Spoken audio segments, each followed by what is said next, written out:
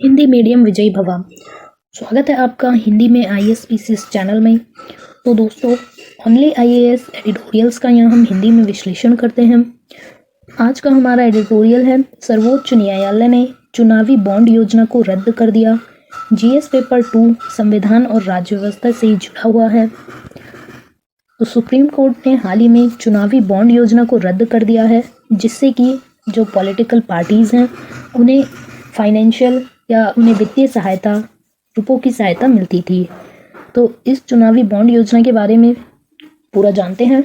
ये जो चुनावी बॉन्ड योजना है, ये एक सर्टिफिकेट, एक बॉन्ड होता है, जिससे कि भारत की जो कंपनियां हैं या भारत में जो व्यक्ति हैं कोई भी, वो SBI की जो शाखा है, SBI bank, state bank of India की जो ब्रांचेज हैं, वहाँ से इस बॉन्ड को या फिर कह लीजिए एक सर्टिफिकेट को इसे खरीद सकते हैं और इसके माध्यम से वो कितना भी रुपया उस पॉलिटिकल पार्टी को दे सकते हैं। ये जो बॉन्ड योजना है, इसे 2018 में लॉन्च किया गया था। ये ईयर भी आपको याद रखना है, क्योंकि ये प्रीलिम्स में पूछा जा सकता है कि कब इसे लॉन्च किया गया था। और इस 2018 में लॉन्च करने से पहले इसे 4 कानूनों में संशोधन भी किया गया। तो ये भी आपको पता होना चाहिए कि ऐसे कौन से 4 कानून थे जिसमें संशोधन किया गया और उसके बाद इसे लॉन्च किया गया। तो पहला है जनप्रतिनिधित्व अधिनियम 1951, कंपनी अधिनियम 2013, आयकर अधिनियम 1961 और विदेशी योगदान विनियमन अधिनियम 2010, 2016 और 17 के वित्त अधिनियम। इन 4 कानूनों में बदलाव किया गया। उसके बाद इसे 2018 में चुनावी बॉन्ड योजना को लागू किया गया। तो इसके द्वारा क्या होता है कि जो भी पार्टीज़ हैं उन्हें रुपए मिलते हैं, चंदा मिलता है चुनाव लड़ने के लिए इसकी सहायता से, और जो भी व्यक्ति दे रहा है वो कितना भी रुपया बिना बताए दे सकता है। तो अब इस फैसले की मुख्य बातें जान लेते हैं। तो ये जो अधिनियम है, RP अधिनियम, वित्त अधिनियम, कंपनी अधिनियम, इन सभी में जो ये संशोधन किया गया है, ये सुप्रीम कोर्ट ने कहा है कि संविधान में जो ये संशोधन है वो अनुच्छेद 14 और 19 इसका उल्लंघन करता है। तो मुख्य न्यायाधीश का कहना है कि ये जो राजनीति की गोपनीयता है, ये उन योगदान तक विस्तारित नहीं है जिससे कि जो समाज की नीतियां हैं उनको प्रभावित करे। तो ये जो गोपनीयता बरती जाती है चुनावी बॉन्ड में, जो छुपाया जाता है पैसा, वो उन नीतियों को प्रभावित करती है और जो समाज की नीतियां हैं उनका अतिक्रमण करती है। तो ऐसी गोपनीयता को, ऐसी प्राइवेसी को वो नकारात्मक मानते हैं और इसको खारिज करते हैं। इसके साथ साथ केवल राजनीतिक समर्थन के लिए ये जो बॉन्ड बनाया गया है उसे असंवैधानिक माना गया। साथ ही सुप्रीम कोर्ट ने दिशा निर्देश दिए हैं कि चुनावी बॉन्ड के माध्यम से जो धन है वो एकमात्र बैंक, भारतीय स्टेट बैंक को देना बंद करे।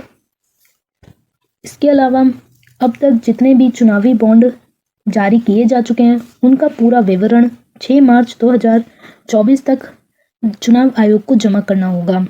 तो चुनाव आयोग को यह जानकारी 2 सप्ताह के भीतर अपनी वेबसाइट पर प्रकाशित करनी होगी। तो ये जो फैसला है, इस फैसले के पीछे क्या तर्क दिए हैं वो भी हम जान लेते हैं। तो राजनीतिक दलों को कॉरपोरेट फंडिंग दी जाती है, यानी बड़ी बड़ी जो कंपनीज हैं वो फंडिंग देती हैं, और इससे जो कंपनियां हैं वो अपने जो अकाउंट्स होते हैं उनमें वो अपना प्रदर्शन सुधार सकती हैं, क्योंकि उनमें उनका जो काला धन होता है वो फिर राजनीति में लगा देती हैं और इससे वो बच जाती हैं। तो ऐसे में कॉरपोरेट जो फंडिंग है उससे बहुत ज़्यादा नुकसान होता है, बहुत ज़्यादा, क्योंकि काला धन लगाया जाता है। जो चुनावी बॉन्ड है, इसमें कोई भी कंपनी कितना भी हिस्सा वो उस चुनावी बॉन्ड के माध्यम से दान कर सकती है, और ऐसे में जो कंपनियां हैं वो अपना जो घोटाला है वो छुपाने की कोशिश करती हैं।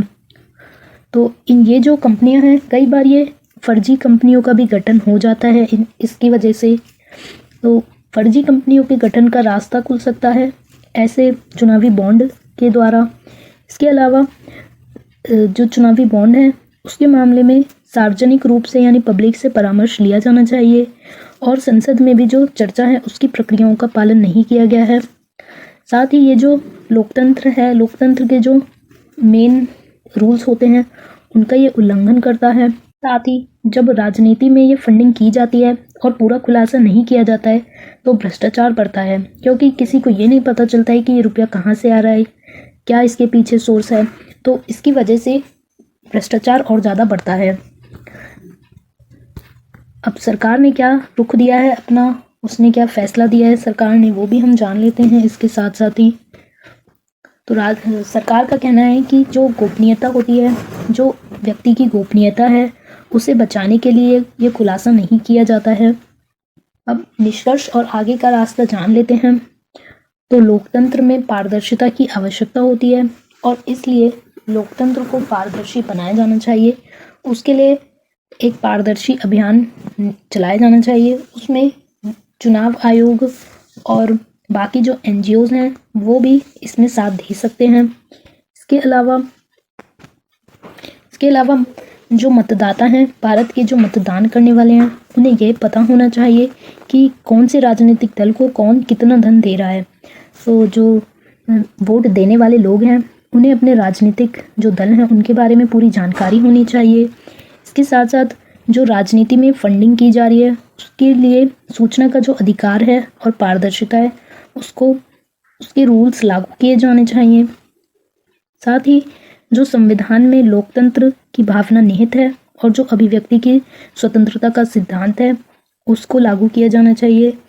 और ये एक बहुत महत्वपूर्ण निर्णय है जिससे कि हमारा जो चुनावी लोकतंत्र है उस पर प्रभाव पड़ेगा। भ्रष्टाचार होता है, काला धन जमा होता है, कुछ नहीं पता चलता है कि कहाँ से कितना रुपया आ रहा है, तो उस पर निर्णय लिया जाना चाहिए।